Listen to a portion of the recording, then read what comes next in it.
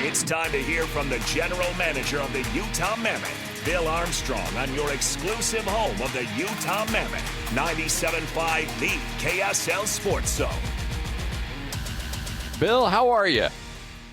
I'm doing great. How you guys doing? So good. Great. New Year's has started. You guys started the year 4-1 points in 4 straight games. Not a bad way to start the new year. That's a great way to start. and you got to start it with the Winter Classic announcement. It's an amazing start to a 2026. I'm telling you, people are going to be so excited about that. It's unbelievable in so many different ways, but you know, it's just basically packing 50,000 Mammoth fans into one spot, tailgating, and it's a phenomenal almost weekend, you know. So it's going to be exciting times for Utah. Well, and there's one thing that we know about Ryan Smith and SEG. They don't do anything half-A, and I got to imagine that thing is going to be quite the event. Oh, it's going to be unbelievable with the mountains in the background. It's going to be special. So we can't wait. It's pretty exciting stuff. Hey, Bill, I got to catch up with you at that announcement for a minute, and I want to just kind of capture your perspective on this, if I can. Yep. You've been around the NHL for a lot of years, and you've seen announcements, and you've seen communities surrounding these announcements.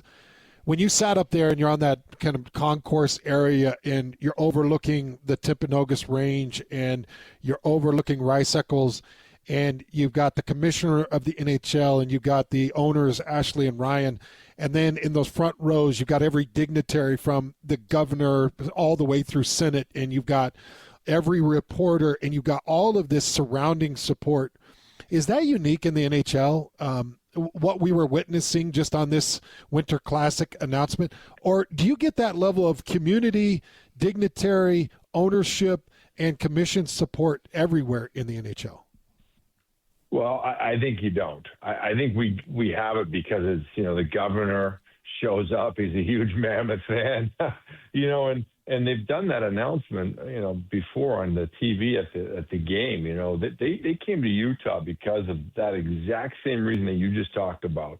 You know, everybody from the ownership, everybody in, communities in, and the view in the back of the mountains, you know, coming out of the stadium. It's just beautiful. And, you know, that's what Utah does. You know, a few years ago, Utah didn't even have an NHL team. You know, Ryan and Ashley obviously stepped up with SEG and brought it, you know, and they've done everything first class from the start to the end. And I think, you know, the commissioner in the National Hockey League has a lot of faith, you know, in Ryan and Ashley and how they do business. And he wanted to be there to announce it right in Utah. And it was just a phenomenal day for the Mammoth to be able to have that many people and important people show up for that announcement. So it's a special thing, and I don't believe you get that in every other NHL city. How much, because I'm sure a lot of these guys grew up in the middle of nowhere, Canada, playing on an outdoor, you know, rink somewhere. How much does this resonate with the players? How excited did they get about these opportunities? Well, it's a time, you know, not only do you get to play the outdoor game, which, you know, you grew up on the ponds as a kid and the backyard rinks. So there's something special about playing hockey outdoors, number one. Number two, it's very family-oriented, the event, because the night before you're bringing your family in and you are basically, you know, skating on the ice. You know, you're having hot chocolate outside. And, you know, and then the day of, it's a big tailgate for everybody, and, you know, along with your family. They're part of that. So there's a lot of family atmosphere. Players just love it. It's a special time, and it draws a ton of attention to your team and your players. It's a big day. So for us, you know, we couldn't be more proud to be involved in that. The NHL just doesn't give that out to any franchise. You know, you gotta be an up-and-coming franchise and a really good, stable franchise with great ownership, you know, and a spectacular place to have it before they'll do that. Okay, so I got to tell you, Bill, because I'm an NHL fan, but I'm also a Bill Armstrong fan. I actually circle that St. Louis game. Oh, yeah. That's my rivalry game. We're Bill. all about St. Louis, those games. That's my rivalry game, yeah. and you stuck 4 on them, and you stuck a 4-2 win on them. And that's a really good win. What did that win mean to you? What did it mean to the team? Well, I was walking into the rink that day in the Delta Center, and I put my head up, and one of the players from the St. Louis Blues was there, and it was one of the guys that helped draft. You know, he put his head up and he smiled at me, and I said, "Go easy on us." And he said, "Well, I'm looking to give it to you tonight." He knows. Yeah, he knows. He knew. But I kind of little, competitive chuckle and smile as I rolled past him. We're going to kill you. Yes. There's always that competitiveness in me, because I knew in the back of my mind that all my old staff was watching, and there's that competitive vibe too. So it's good. So homestand continues. Toronto Maple Leafs come into town. They're on a 10-game point streak. They're killing it. What kind of matchup are we seeing here? Ooh, they are killing it. They got players on all four lines that can produce some points. They are hot. They just went and beat the number one team in the National Hockey League last night. So for us, this is a big game. We got to win the home games. We got to find ways to get points. There's no bigger game. I said from the start of the season, every game is like Game 7 for us. There's one game that we need to play, and that's the game tonight against Toronto. It's Game 7 for us. It's going to be an intense battle.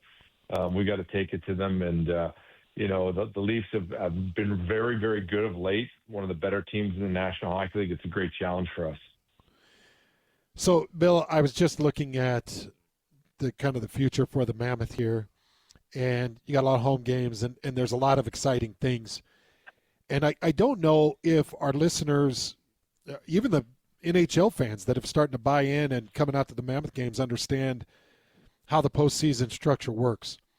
And it's not overly intricate, and correct me if I'm wrong, but they take 3 qualifiers from each division in each conference. So in each conference, There's 2 divisions, which means there's 3 guaranteed spots in the Central Division in which the Mammoth play.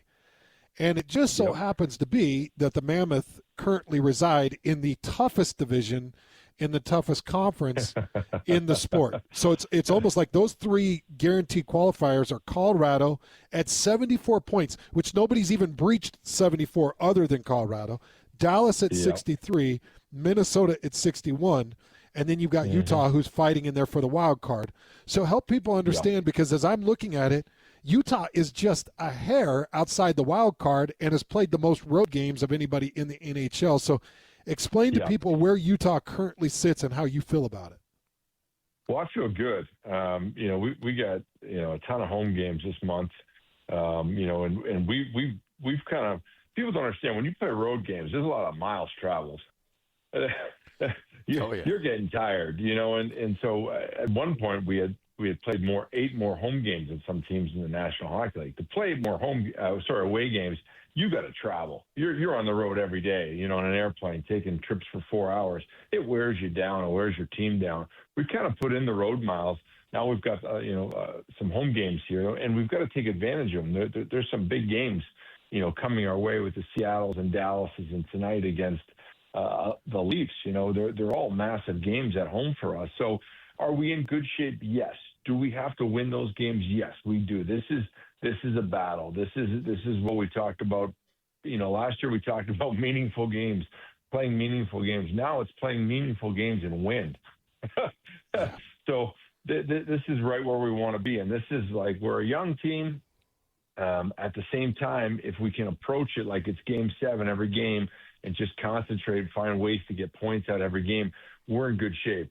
I will tell you, behind the scenes with our team, and you break down all the analytics, they're all green. They're all in a good spot. And you can see that in one simple thing. We're +6. We've scored 6 more goals than we've given up. And that translates, to +18 or +16 at the end of the year if you go over the 82 schedule. If you're +15 in goal differential at the end of the year, you're guaranteed 100% of the times that you're going to get in the playoffs. Jeez. So there's some good numbers behind the scenes for us. When we first started doing this and we were in the rebuild, and our numbers were completely red.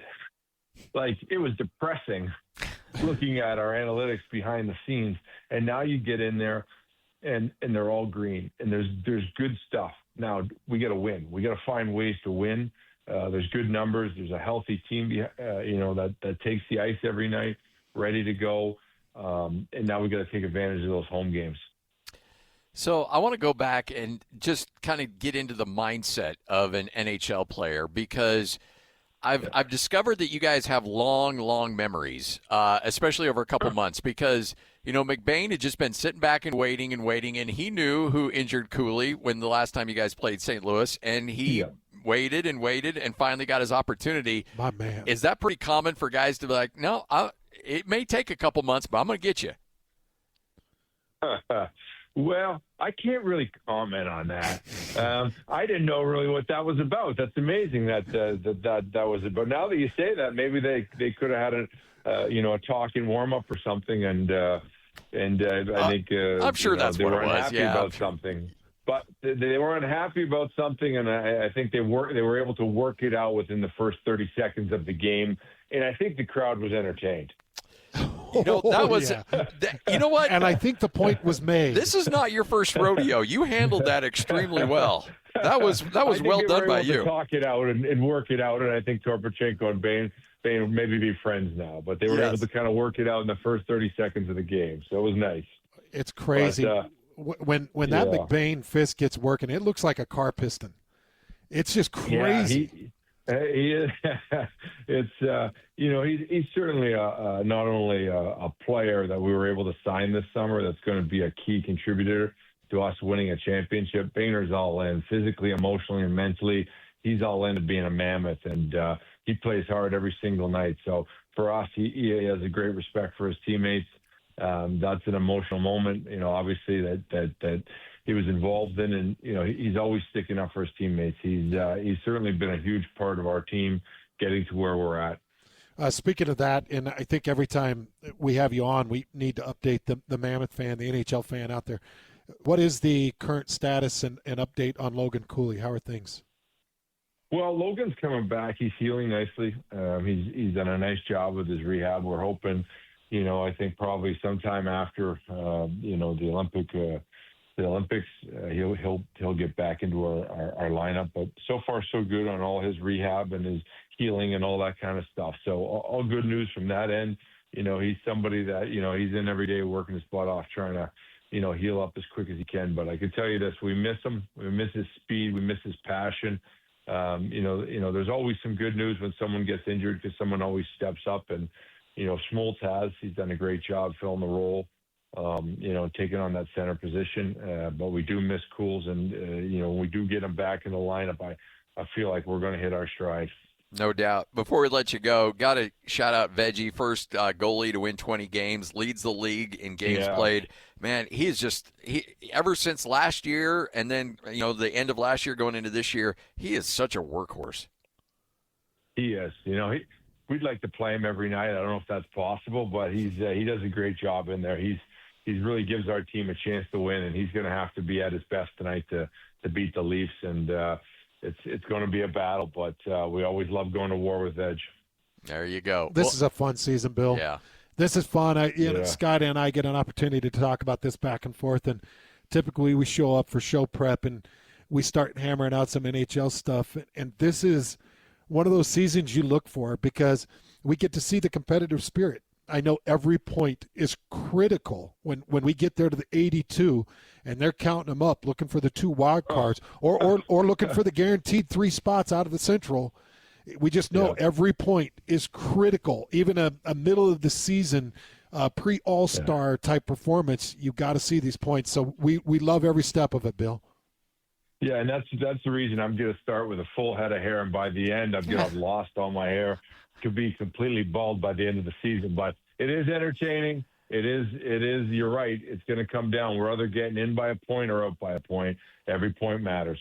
Well, you get used to it after a while. The bald, it's not it's fine. Yeah, Bill, we're bald and happy. Yeah, we're doing okay. It's all good. Our wives still kind of act like they know us. Yeah, kind of. Yeah. Hey, Bill, we appreciate your time as always. Thanks for hanging out with us. Good luck tonight. Thank you, my friends. Take care. See you, Bill. There he is. Bill Armstrong. Good man.